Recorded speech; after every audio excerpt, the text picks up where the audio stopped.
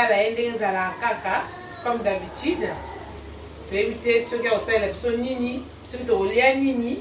Yemoko a présenté biso et donc on sait la biso. Bonjour maman Sylvie. Bonjour. Merci, soyez le bienvenu chez moi. Merci. Et là, nous avons fait la biso dans les légumes verts. Et puis nous avons fait la makayabou. On a ça les légumes verts, maintenant nous avons besoin de légumes d'anga bien sûr. Au besoin de bien habiter, écoute. Là, ma beaucoup d'anga notre sauce pour tout à l'heure là. Et là, tout ça en tout cas, on a déjà mbisa oka emonana. Donc là les aka ya mokie juste pour ça solo na mwa guana. Nous avons besoin de oignon, nous avons besoin de tomate mbuma, mais tomate mbuma on les légumes dans des ébélés mais nous avons tomate mbuma moko et puis et la rouge parce que il y a besoin de sauce na la rouge là nous avons ail donc ail au biso soto yebi nous avons piment ya vert normalement faut ça la vert mais on a oyo nous avons besoin de solo on a ça ndunda na biso.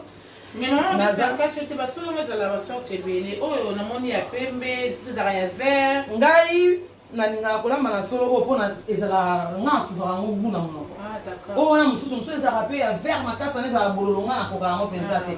Ya après ça na bato balingaka ndetso ndi papa die baseli la linga amona ya vert. Na mobile na ngai alinga ngo na oyo. Nga mo pe na linga ngo na oyo donc na lamba ngona. Neti ngape ya bololo wana na koka ngo te mais ya pembe na moni na omeka ona lelo. Oyo.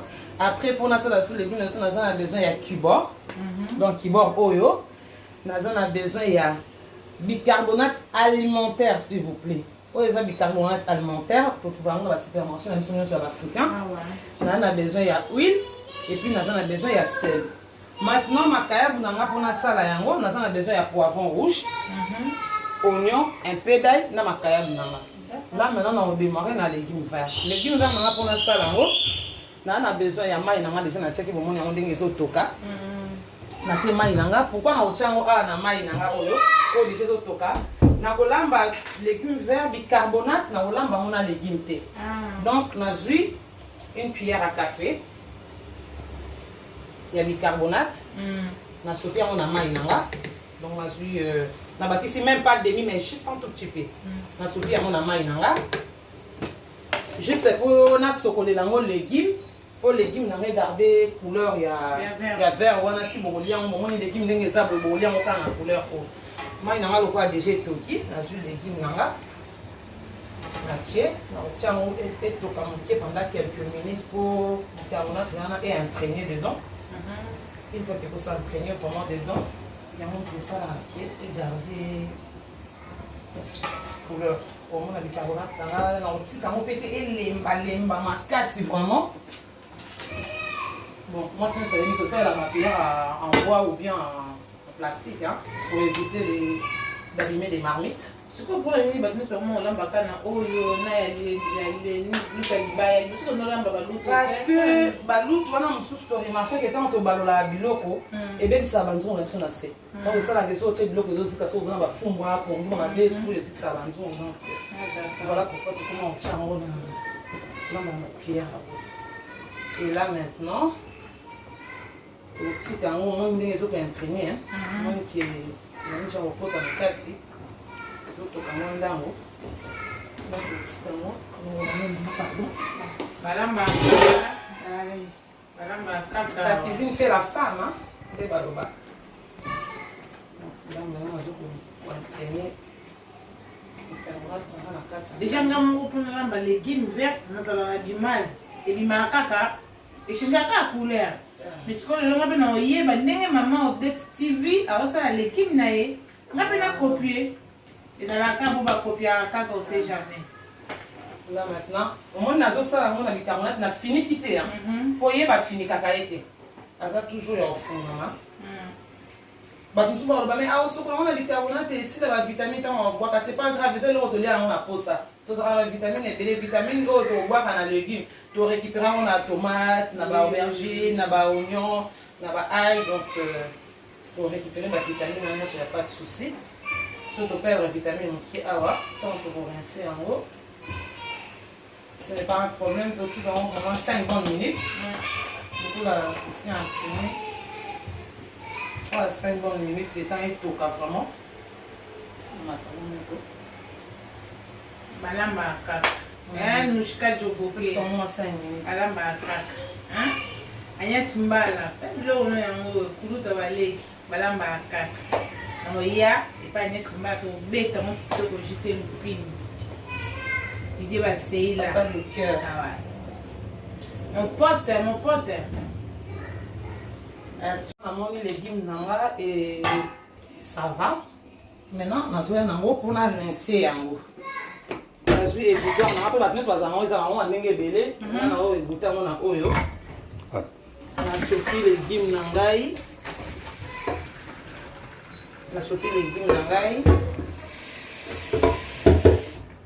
légume nasoki nasokola yango na rince yango on lokola marmite na ngai ezali na bicarbonate ekangami yango mpe mopanzi nango najoi pasa un peu de chiffon po ketango naosala légume na ngai wana esala nani te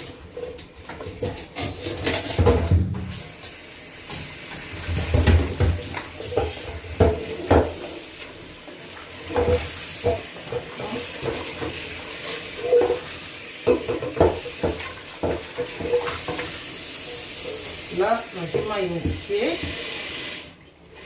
okokotia ngo na bouillon so olingi maintenant comme nakorince légume nanga nakotia mayo etoka parce que légume vert balambaki na mai ya pio te fo nyonso ezala chaud na même température ezala bien là en attendant na rince mpuna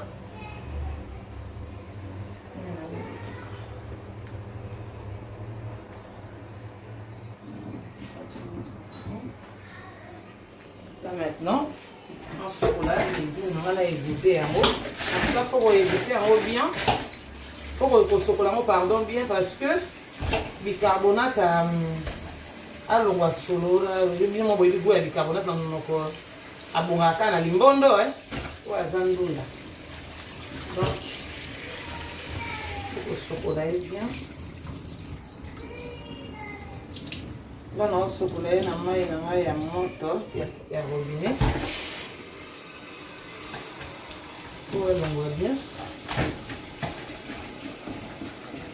moto mais c'est pas grave on va sa cuisine banga na kozika te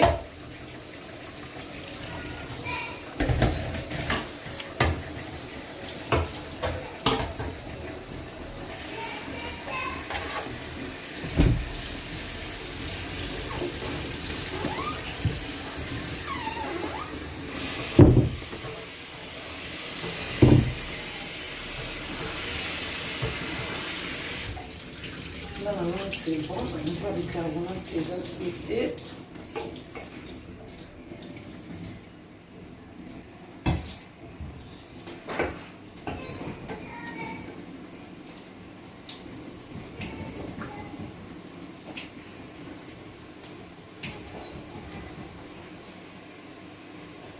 Après, il faut attendre au chocolat vraiment bien parce que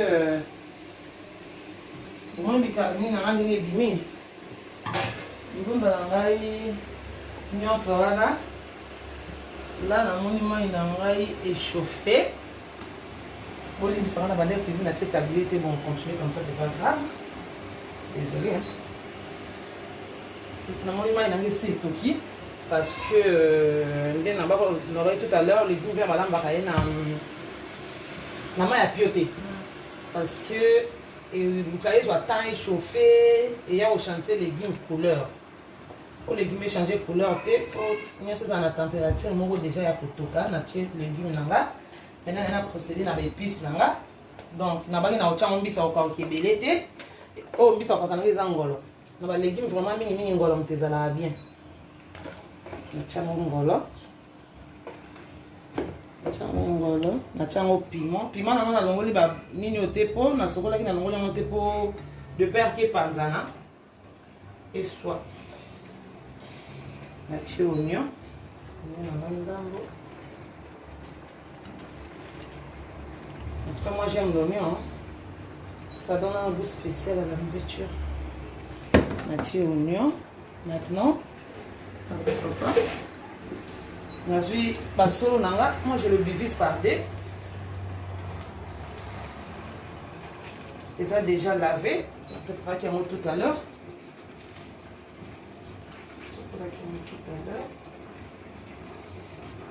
Bon, on a qu'elle est dans la légumes verts, on a toujours. On fait nos coups. Ils atteignent le colo.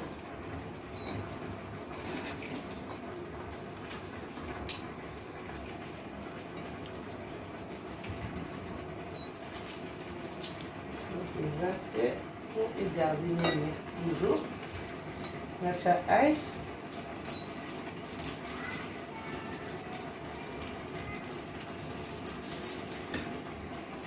Maman dit, oui mon papa. on a mon avant sous tout à ail. Yo tsheno ka ail no mi bimba bo. Te na cha ail bimba te ngapi na tout à ail pour na kokate mi bimba so raté ko chango eza moi passe bon. Ba cha ba mixara. Nga mixara personnellement. Pour un moment, on a ce bon, on a bossé en année, on a mixé. Bon, comme on a des ailes au ça là, bon, moi j'ai la chance d'avoir appareil à ail. Donc, on a fini à mixer. On est dans un appareil à ail. On le trouve partout, on va se faire marcher. On trouve des appareils. Voilà. Dans un appareil à ail. On a ail là. Et là, on a mis l'appareil haut parce que. Moni aya za na misisa to yeba te. Moni na sale na pareil. Na misisa aya etikali. Na misisa aya etikali na zuka ka o ya kati wana malgré na éplucher ki yango mais moni ba misisa mo eza na aya to yeba penza te donc na préfère na longola ngo donc aya na attention na olamba ta na mixer l'épice na nga. Ka aya na sala ke ka na éplucher ka eka le loko na ye oyo. Après na zui 2 cubes. 2 cubes na nga. La chema il a fait vraiment c'est pas grave. On a 2 cubes. La cuba on a vu sur on a on les trouve partout. Les exotiques naturels africains.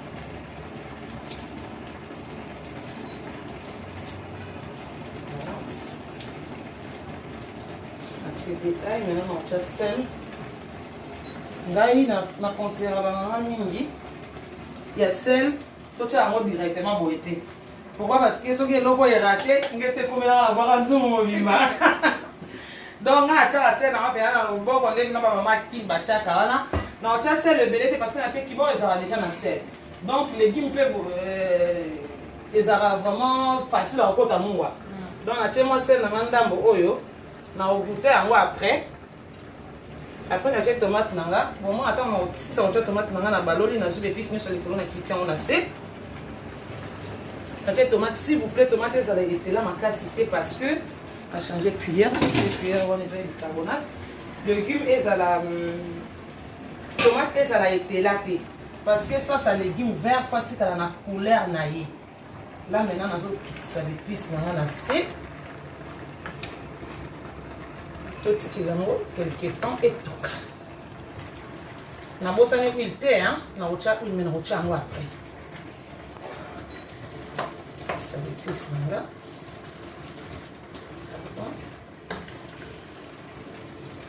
Après, tout ce qui est quelques temps, et tout cas, on va faire ça.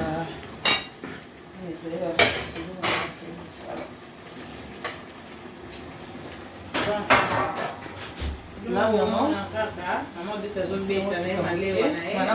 huile comme toute maman africaine. Maman Silou. Oui, na ocha ngo maman africaine to chaka ko pif hein. To bezarate o 100 grammes de ko amunde lete. Na chango ka o pif. Na chango ke ko maite te na chika amutie. Pour cholestérol na té. Na chika amutie. Là maintenant les légumes na ngai to tika mo toka ezo mo tanda ba ko toka. Parce que ba aubergine na pe obimisa ba mai nango, ba tomate ko obimisa ba mai nango, oignon ko obimisa mai nango. To tika na mo ta toka. Et puis tu vas revenir tout à l'heure. Non, goûte de vérité, mais tu as la goûté déjà. Hein? La lambe à 4. Là, on va passer pour moi. On va dans la bisso. Comme on a souka. On fait la solo dans la bisso. Pour finir solo, pour envoyer la solo sur les bébés, ça va. Donc, on va faire comme un souka. On va faire un bimi. Pilipili panzani te ezaka mibimba epanzani te. Voilà. Ndenge na biso eza kaka na couleur nango ya départ. Eza toujours vert. Et puis ce botali bien en fait etelemi te likolo, hein. Voilà. Voilà.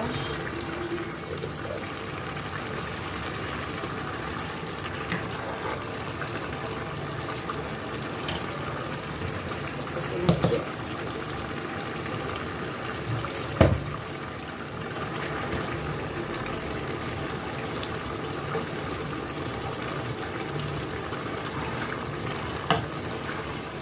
Voilà, les légumes sont belli.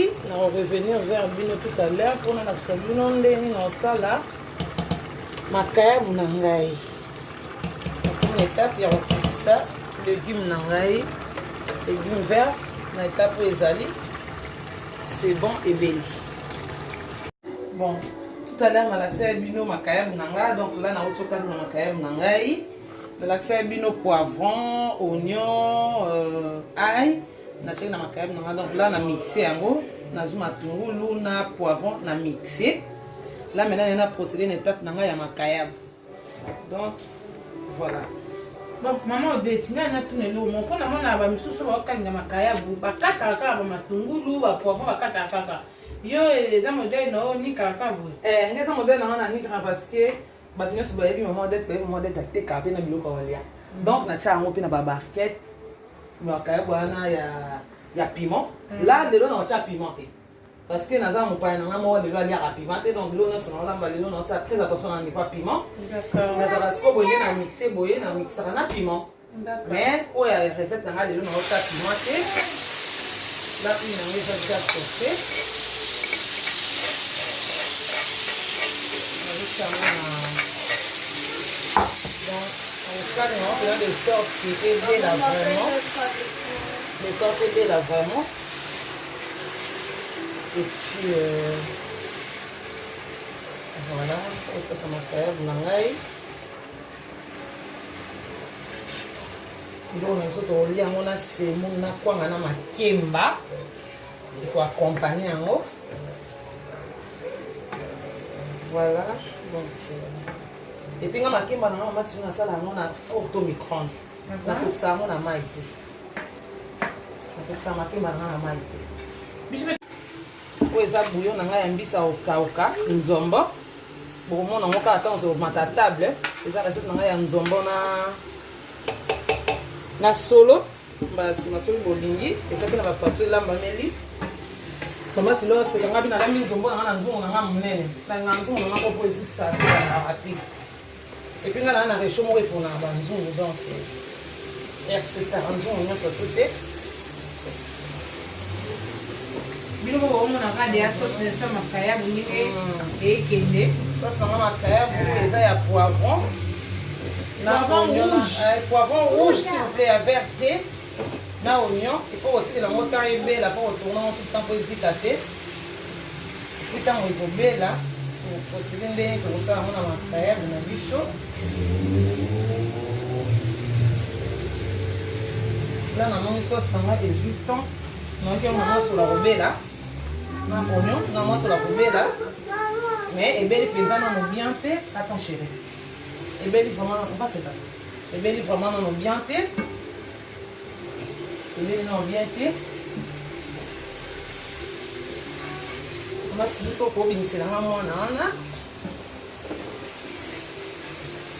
Sauce na biso et belle non bien té, maintenant on a procédé à l'étape ya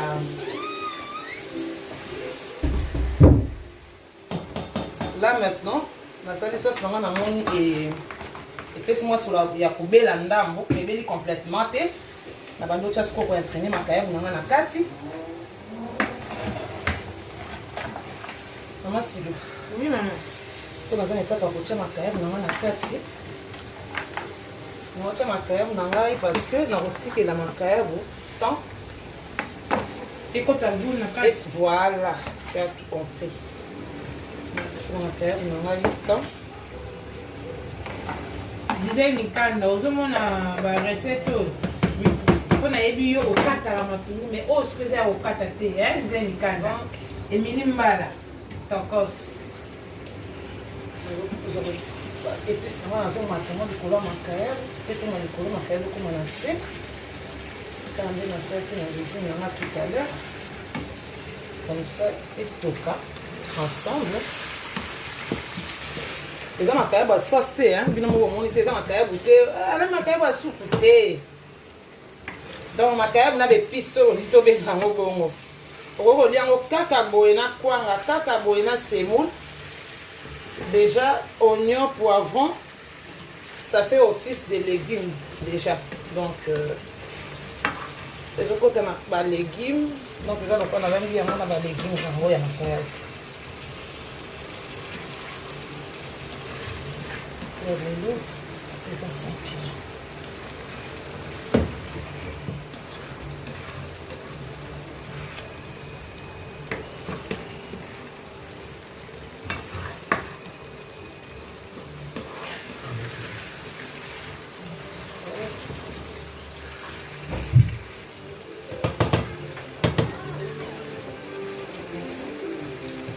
oui, allô?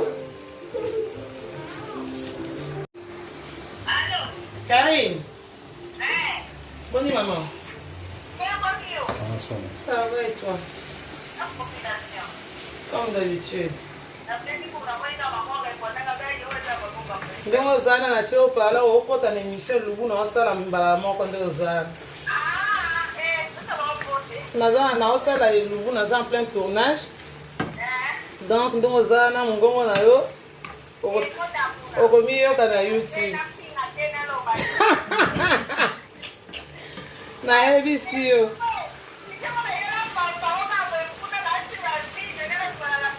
nayebi so elingaki ebimaka ke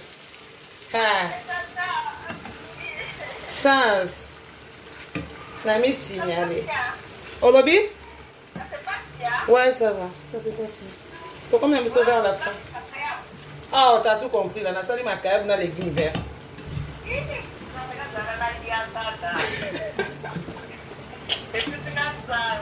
olapa en tout cas ok. Mon maman, merci, je te rappelle. Il y a un autre bannière qui soit grave, il m'a dit comme ça. Pour aussi, ça a nous quitté. Il y a un abord. C'est tout bannière, c'est ça a nous quitté. Moi, finalement, il te promène presque à la fin. Comment presque à la fin, maman, c'est le réticle à bisoka d'accompagnement. Et tu as la semoule, la dressée table. Voilà makayabo na biso mai nazoma makayabo ya sauce te ya kotia mai ka nde nalobaki poivron déjà abimisaka mai oignon abimisaka mai donc oignon kaka wana na poivron abimisi mai nango et puis mai nango puta oyo abimisi omoni ke nazeli yango ti na suka ekauki donc nazeli ti mai na suka ekauki ata yango mai te parce que tozolia déjà na balégume tozolia na biloko nyonso ezaka déjà ya mai donc aza koaccompagne biso ngo nazokanga reto na ngai parce que sûrement ke baépice ekoti ti na kati sûrement so omoni nde ezalaki ebele na nde ekondi ça veut dire ke ebeli odeur ezopesa pe odeur ya oyo ebeli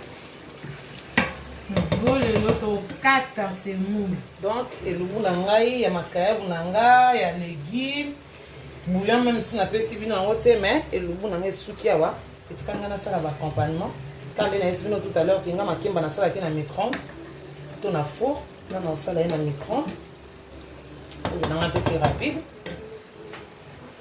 tokutani na table bon on attend nos deux maris.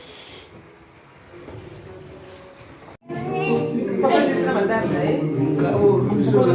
attends, tu veux la petite.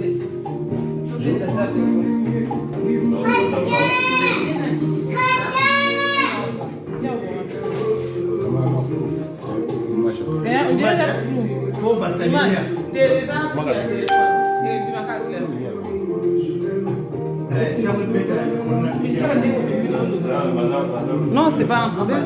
Bon, donc ça aussi. Ok, oui, c'est un magasin. Parce que après, il y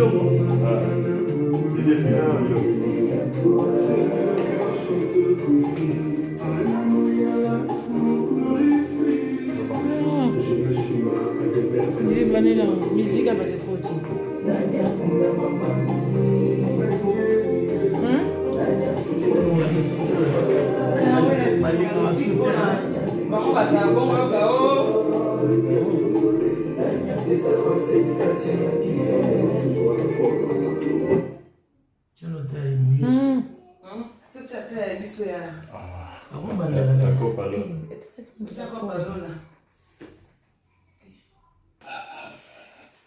Silumba la TV.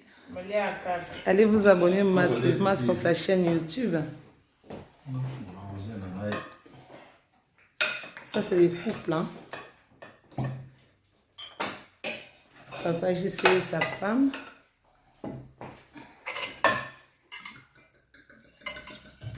Les boss dévastés là. À côté de mon mari.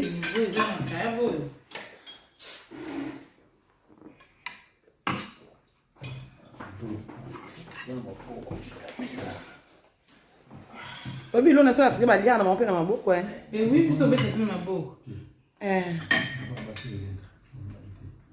Ah bien, Baba, c'est la rivalité.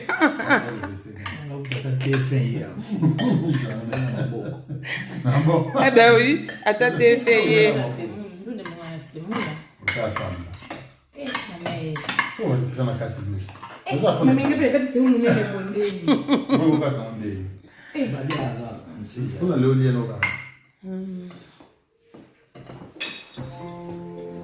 Papa JC Lupini.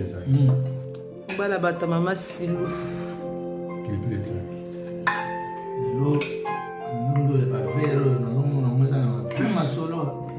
Vraiment papa.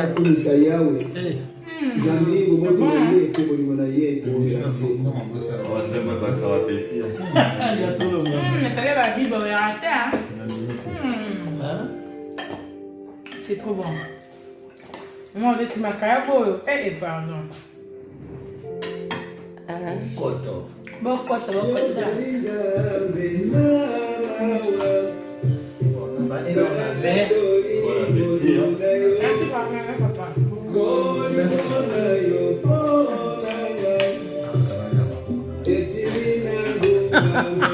Nasio papa Didier.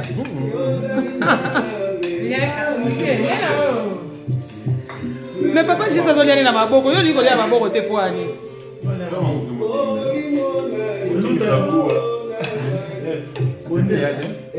Hein?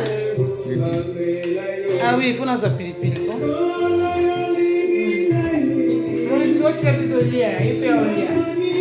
Bon, en tout cas, bon appétit à nos téléspectateurs. Nous sommes en occasion de regarder sur la Silumba la TV. Donc, ils doivent s'abonner massivement. La Silumba la TV. C'est tomate à table. Hein?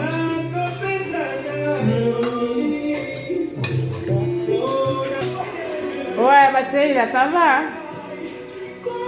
Ça, ça. Ndeni bilomo. Allez, Kitoko. Vous êtes qui va la mine Kitoko. On se peut de l'Ekitoko. Vous êtes ma chose à la wab de l'Ekitoko. Vous n'avez pas ce nom là. Et le sport net TV. Vous se mettre tout ça la wab. Si vous avez besoin d'appel, vous avez toujours ensemble la vie. Merci. Konda kuyeyo. Yeah, mwana ite. Papa bisoye. Yo uda besana ngboka mama na ye. Ya my time na ye. Na mesana mais on comprend on dira Baxi sous Simplice. Ah bon? Abaxi na makembe? Na Baxi na ba odeti TV na kaki. Maman, ko ça là sur l'émission boye. Ah vous doit profiter de tout ton naka. Ya boye salate. En tout cas de ce pays, famille en mode, libota en mode, 2021 en mode. Donc, on a la corona biso kembo na kembo. D'accord. Ndenge za la kaka. Moi batmo boya oboya moi libanga mbeza la kaka. Donc, nga libanga za la moko. Ah bon? Libanga za la moko. N'abord que Jésus-Christ, ma banque est belle. Ah bon? Maman, chaîne les agitoko, to continue maintenant donc. Il y a Boindé là. D'accord. Silumba la TV. Tout ça, Silumba la TV. Bon, Massive et Silumba la TV, Makam. papa Gisèle Lupini, to mo yo pa maman Odette TV a lambi biso wa. Ndenge nini? Ilo nina. Eh, yo lembuli Donc là, mes poids qui dans 7e monde, donc c'est que ça va. Donc na koki kolobani na Ndunda. Après si 11 sur 10, biso kaka 11 sur 10. Et yo kani. Makayabu, Makemba on 6 paix. Akemba uchi kinte o maman Odette. Ça là non na vapeur sonne na comprendre. T'es na vapeur.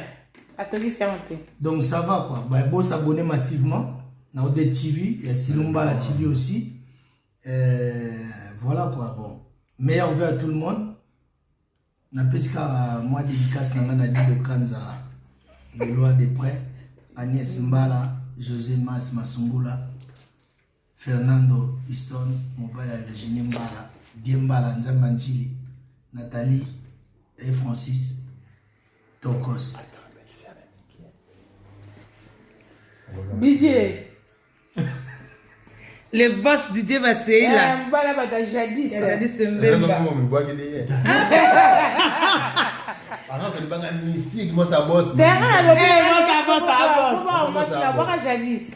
D'abord, comme elle se boit qui est déjà. Non. Moi ça bosse à la bosse. Au moins t'as vu du bar mystique, moi ça bosse à la bosse. Il y a des bah c'est la bosse. Ah. Moi ça bosse à la bosse. Ouais, yemo ye Odette TV. Kolondak. Kolonda payé yo. Voilà le jeu. Ton lambi to lié bien. Bien, c'est bien. l'équipe bien. Le ballon ta taille S. Bien c'est l'équipe bien. Allez vous abonner massivement na Silumba la TV. Wando za recette pour qu'on a recette et belé vous a 10 personnes dans la ba wankasi yemo Silumba là. Nanga Mokodette. Donc wando za recette Odette TV, ba c'est wando za recette. Tout le temps on doit recette. Ba wando lia la binoka. Antoine papa na ba ba wando lia la ba. Biso ba no lamba na bisoka. Bino pe wando lia kaka to s'abonner massivement. Chaîne na bino ya wana Silumba là. On est ensemble. Bon, comme la chaîne à Souka. Ce qui moyen ça pour ça c'est émission lobby. Oya ambiance la biso hein. Moyen ça pour ça c'est émission lobby. Biso appétit ça. Basala kaka, Nathalie ya babiba e basala kaka. Agnès Mbala. Papa c'est ça bi bango ba bien péter ça non. Ba rolia là. Bon, c'est comme la chaîne à Souka. Tolé bien. Bien. Tolé bien. Bien soit bien. Bien, même sonner bien. Tu l'as mis sur Tokos, t'as la scène. Alambe. Maman Odette TV. Avant de nous lamba. Bon, vous s'abonner massivement à Silumba la TV, Odette TV. Bon, mon gloire qui toko. T'as la carabine, bah, nzombo. Bon, mon a sous. Hein? Bon. Agnès Mbala, Virginie Mbala, Diembala Njili, Nathalie Babiba, Francis Biba, Lini Bino Mingi. On fait ça petit. Faut pas la foumoute. Manger fumé. Namo. Tous ensemble. Mon yaya. Puis je suis toya. Mon pote. Toujours. S'abonner à Odette TV, s'abonner à Silumba la TV, c'est le lingato. Peut-être que banga na boss, pourquoi faire tous ensemble. Mon Odette au Baksate. Ah non, ça sonne ni baba c'est. Ah nga na baki équipe mo bimba ya Silumba la TV, na baki équipe mo bimba ya Odette TV, na baki à Gloria. Mon essentiel il fait ça. Ba bisous dans la chance lombolo, ba bisous dans wana. Mon petit bouchou de la presse. Beryl. Ba bisous dans ya wana tout le monde, mon mari il est déjà là. Même si la voix qui était. Le lit de mon cœur est là. Donc, le lit de mon cœur est là. Ouais, tu commences à Souka. Bibi cher. Rose Bondo, t'as la Babi Yo Flebele. bomona ye.